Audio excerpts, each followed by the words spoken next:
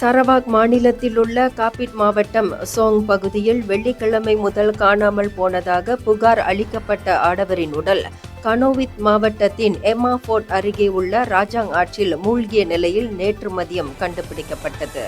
சிபு தீயணைப்பு மீட்பு இலாகாவின் ஜோன் 4 தலைவர் என்டி அலி கூறுகையில், புஜாங் ஜைனுடின் என அடையாளம் காணப்பட்டுள்ள 44 வயது அவ்வாடவரின் உடல் சுங்காய் கத்திபாஸ் நாங்கா நிமோவில் உள்ள அவரது வீட்டிலிருந்து 50 கிலோமீட்டர் தூரத்தில் ஆற்றில் மிதந்து கொண்டிருந்ததாக அவர் தெரிவித்தார்.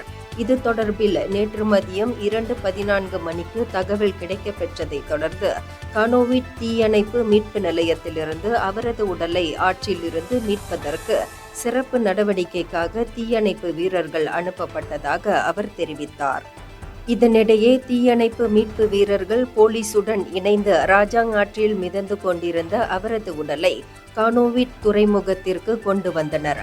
அதன் பின்னர் அவரது உடல் மேல் நடவடிக்கைக்காக போலீசிடம் ஒப்படைக்கப்பட்டது என்று நேற்று மாலை வெளியிட்ட ஒரு அறிக்கையில் தெரிவித்தார்.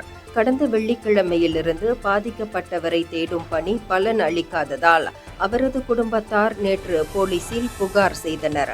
அது மட்டுமின்றி பாதிக்கப்பட்டவருக்கு உடல்நிலை சரியில்லை என்றும் அவரது குடும்பத்தினர் தெரிவித்தனர். இந்தியர்களின் இதய குரல் மக்களோசை.